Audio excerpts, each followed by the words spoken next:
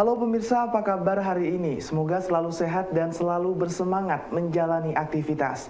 Hari ini program Berita Newspoint hadir menjumpai Anda. Bersama saya, Abdul Muiz.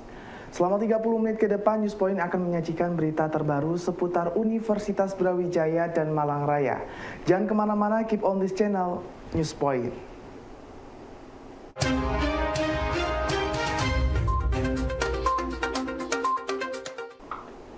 Pada bulan April 2023, Jawa Timur juga mengalami inflasi seperti pada tingkat nasional. Berdasarkan data gabungan dari 8 kota IHK tercatat inflasi pada April sebesar 0,30%. Kepala BPS Jatim Dr. Zulkifli, 8 kota IHK tersebut adalah Jember, Banyuwangi, Sumeneb, Kediri, Malang, Probolinggo, Madiun, dan Surabaya. Kedelapan kota tersebut mengalami inflasi pada bulan April. Inflasi pada bulan April juga terjadi di Jawa Timur. Momen perayaan Hari Besar Keagamaan menyebabkan terjadinya kenaikan permintaan barang dan jasa. Beberapa kenaikan tersebut terjadi pada harga tiket angkutan udara, harga emas perhiasan, dan rokok yang menjadi penyumbang inflasi. Dari 8 kabupaten kota yang menjadi indikator harga konsumen atau IHK di Jawa Timur, semua mengalami kenaikan inflasi. Kenaikan terbesar terjadi di Sumeneb dan Probolinggo sebesar 0,45% dan terendah di Kediri 0,13%. Inflasi pada bulan April sudah diperkirakan akan terjadi karena secara historis pada saat momen Hari Besar Keagamaan maka kenaikan permintaan dan harga tidak dapat dihindari. Dari 8 kota IHK ini, Jember mengalami inflasi sebesar 0,21%, kemudian Banyuwangi mengalami inflasi sebesar 0,18%, Sumeneb mengalami inflasi 0,45%, Kota Kediri mengalami inflasi 0,13%, Kota Malang mengalami inflasi 0,24%, Kota Probolinggo mengalami inflasi 0,45%, Kota Madiun mengalami inflasi 0,22%, dan Kota Surabaya mengalami inflasi 0,34%. Nah, gabungan dari 8 kota ini, kita tahu bahwa dari gabungan ini bobot terbesar itu adalah berasal dari Kota Surabaya. Maka inflasi Mantuman Jawa Timur hasil dari gabungan 8 kota adalah 0,30%. Momen perayaan Idul Fitri yang terjadi pada bulan April menjadikan kelompok makanan, minuman, dan pakaian menjadi komoditas yang mengalami kenaikan permintaan tinggi. Hal ini terlihat dari data yang dirilis oleh BPS Jatim yang menunjukkan makanan, minuman, dan pakaian menjadi penyumbang inflasi Jawa Timur pada bulan April. Kepala BPS Jatim Dr. Zulkifli menjelaskan komponen makanan, minuman, dan pakaian menjadi barang yang banyak mengalami permintaan selama Ramadan dan Idul Fitri, sehingga kenaikan harga yang ada menjadi penyumbang inflasi. Bertambahnya aktivitas masyarakat di Jawa Timur sebagai salah satu provinsi tujuan mudik menjadikan permintaan akan makanan, minuman, dan pakaian tinggi. Hal ini tercermin dari data Badan Pusat Statistik Jawa Timur pada bulan April 2023. Kelompok makanan dan minuman mengalami inflasi sebesar 0,29%, sedangkan pakaian dan alas kaki mengalami inflasi 1,26%. Selanjutnya, kelompok perlengkapan rumah tangga juga mengalami inflasi 0,49%, disusul transportasi 0,93%.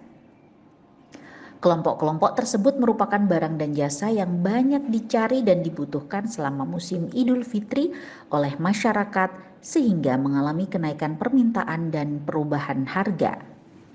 Kalau kita perhatikan dari kelompoknya, maka kelompok makanan, minuman, dan tembakau bulan April tahun 2023 ini memberikan peran tertinggi sebesar 0,0684%, walaupun hanya mengalami inflasi 0,29%.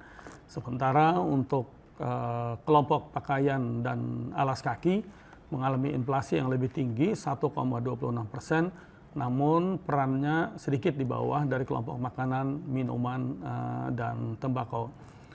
Kelompok lain yang juga berperan itu adalah transportasi, tadi dengan kenaikan harga tiket pesawat dengan peran sebesar 0,05%. Demikian juga dengan kenaikan harga emas mengakibatkan kelompok 11, kelompok perawatan pribadi dan jasa lainnya mengalami atau memberikan andil sebesar 0,0476%. Kalau kita perhatikan sampai dengan akhir tahun, perkiraan dengan inflasi years on years itu, maka inflasi tertinggi itu juga nantinya akan dicapai oleh kelompok makanan, minuman, dan tembakau.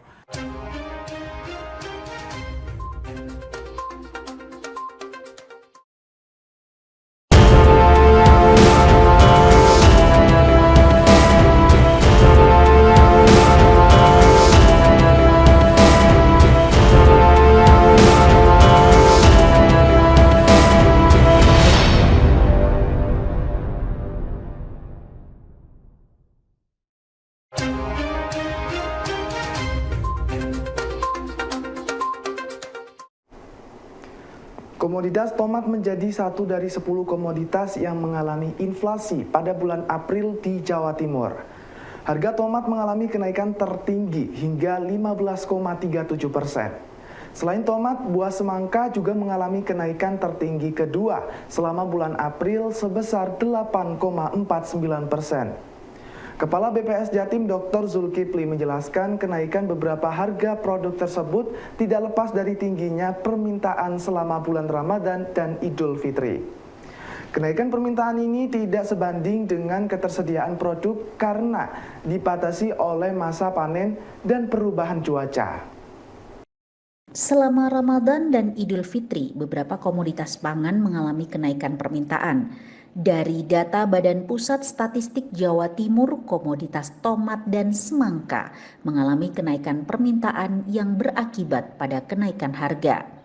Harga tomat mengalami kenaikan hingga 15,37%, disusul oleh semangka yang naik hingga 8,49%. Komoditas lainnya yang juga mengalami kenaikan adalah daging sapi dan daging ayam ras. BPS merilis 10 komoditas yang mengalami kenaikan adalah daging ayam ras, beras, angkutan udara, emas, rokok kretek, tomat, semangka, angkutan antar kota, daging sapi, dan ayam hidup. Bahwa daging ayam ras tercatat mengalami kenaikan sebesar 4,55% dengan andil 0,0450, dan kita lihat di sini beras juga masih mengalami kenaikan tadi sebesar 0,88%, walaupun pada kondisi ini kita berada pada posisi masih panen, namun demikian harga beras kelihatan masih tetap sedikit bergolak. Kemudian angkutan udara juga naik 2,24%.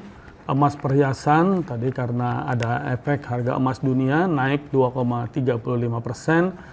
Kenaikan harga cukai mengakibatkan harga rokok kretek filter naik 1,12%. Komoditas tomat di pedesaan maupun di perkotaan terlihat mengalami kenaikan sekitar 15%. Kemudian buah-buahan seperti semangka naik 8,49%. Angkutan antar kota naik 5,77%. Daging sapi dan ayam hidup ini terkait dengan permintaan pada saat puasa dan Idul Fitri juga terlihat mengalami kenaikan.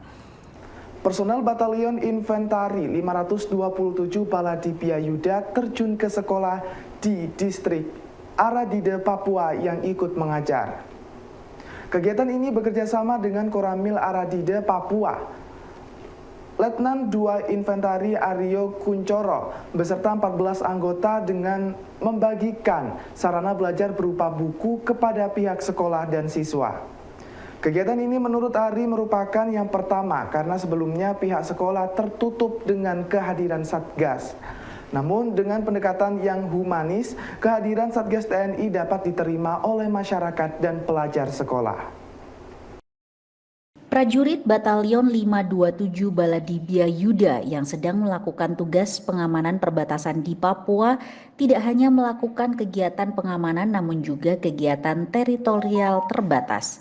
Salah satunya dilakukan dengan turun ke sekolah untuk membantu mengajar dan memberikan bantuan buku kepada siswa. Kegiatan yang berada di Pos Aridide, Papua ini dipimpin oleh Letnan 2 Infanteri Aryo Kuncoro beserta 14 prajurit yang bekerja sama dengan Koramil Aradide. Dengan pendekatan yang persuasif dan humanis, para prajurit ini dapat diterima oleh masyarakat dan siswa sekolah. Kegiatan turun ke sekolah merupakan implementasi dari perintah harian Kasat agar setiap prajurit dapat bekerja sama dengan rakyat dan mampu memberi solusi kepada rakyat. Lancarnya arus mudik dan balik di kota wisata Batu selama masa Idul Fitri mendapat apresiasi dari wisatawan. Para wisatawan yang berkunjung ke kota Batu melihat kesigapan aparat keamanan dari kepolisian dan TNI dalam mengatur arus lalu lintas dan juga pengamanan di lokasi wisata. Masa arus mudik dan balik di Malang Raya berjalan lancar. Hal ini juga berdampak kepada kenaikan jumlah wisatawan di kota wisata Batu. Hal ini menjadi perhatian petugas keamanan dari TNI dan Polri dalam mengatur lalu lintas dan keamanan di lokasi wisata. Petugas keamanan sudah mendirikan pos pengamanan di beberapa titik yang mengarah ke lokasi wisata di Kota Batu. Rekayasa lalu lintas juga dilakukan sehingga arus lalu lintas berjalan lancar. Pengamanan arus lalu lintas dan lokasi wisata menjadikan wisatawan merasa aman dan nyaman selama berwisata di Kota Batu. Kenaikan wisatawan masa Idul Fitri mampu menaikkan okupansi hotel hingga 80%.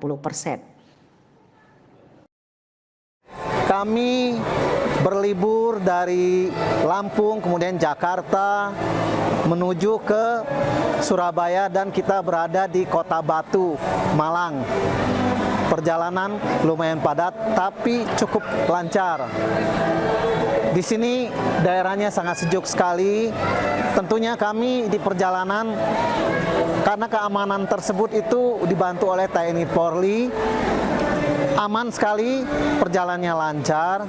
Kemudian kami berada di Kota Batu. Kemarin kami sudah jalan-jalan ke Jatim Park 3. Kemudian kami ke Bromo. Wisatanya indah sekali di Jawa Timur ini. Luar biasa. Kini kami juga masih dipandu oleh TNI Polri. Kemudian kami sekarang berada di Jatim Park 2 ya. Luar biasa sekali. Ini pengalaman dan pengalaman yang cukup menyenangkan.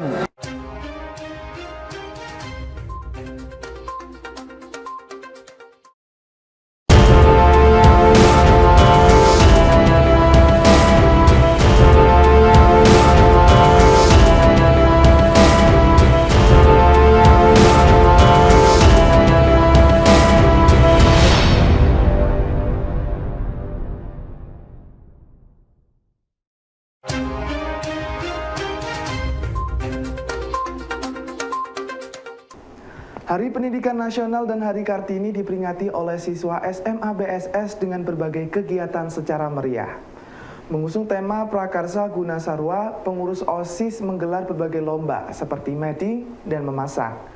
Ketua OSIS SMA BSS Aska Fahrezi menjelaskan kegiatan tersebut merupakan upaya OSIS untuk mengajak siswa kembali beraktivitas di sekolah dengan berbagai kegiatan yang mengasah talentnya dan prestasi.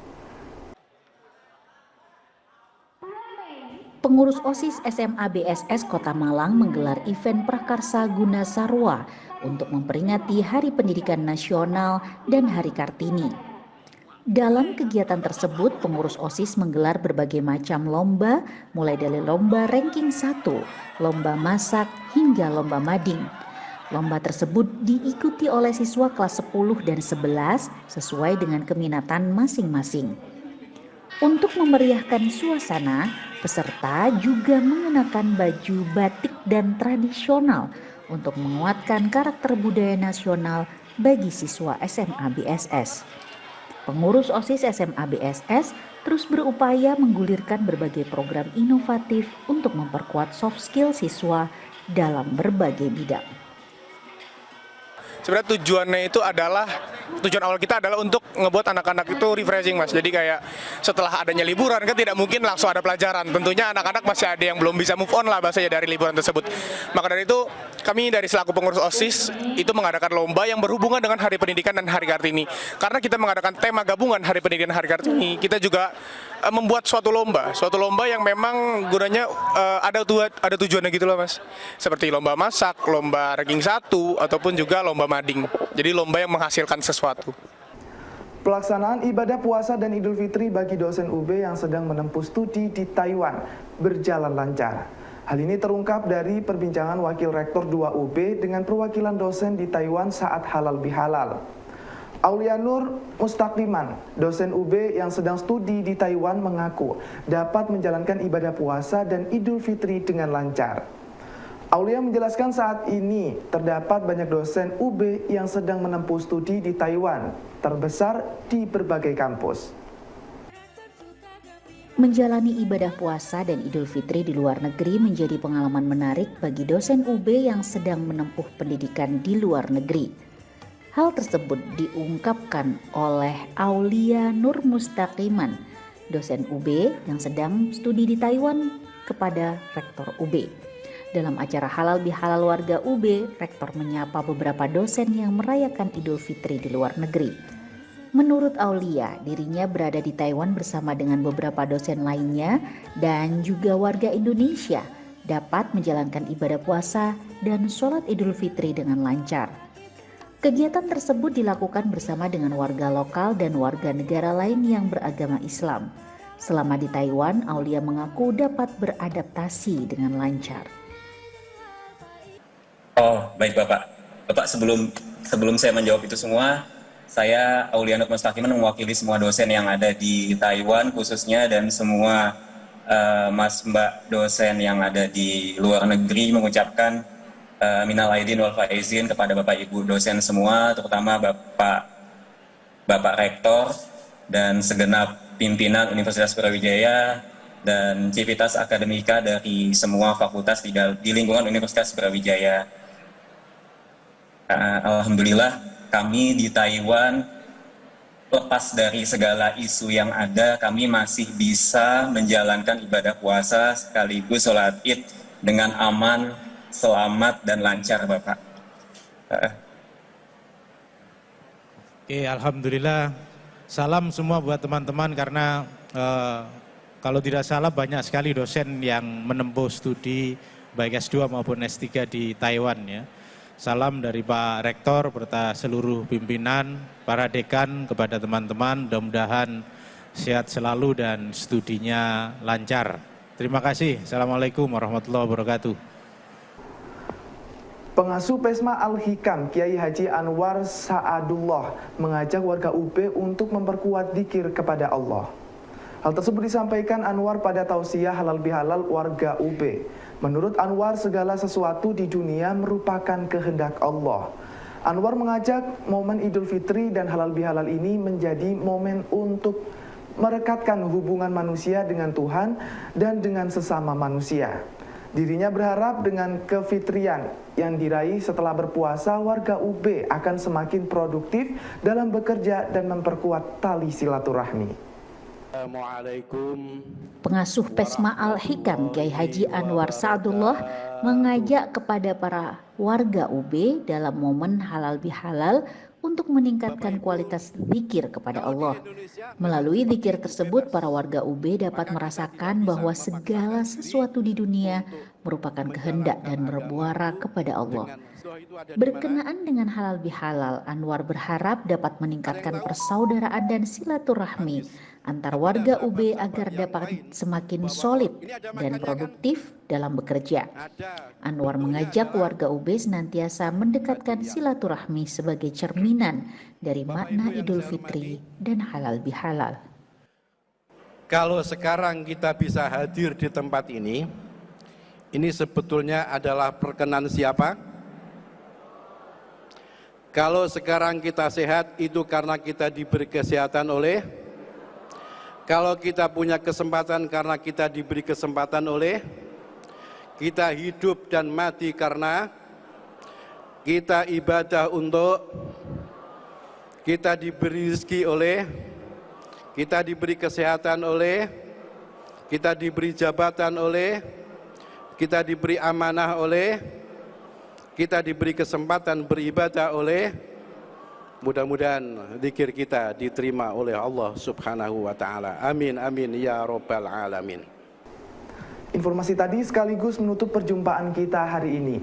Jangan lupa saksikan Newspoint setiap hari pukul 19.30 waktu Indonesia Barat. Hanya di UB TV, Televisi Pendidikan Universitas Brawijaya. Saya Abdul Muiz dan seluruh kru yang bertugas pamit undur diri. Terima kasih dan selamat beraktivitas.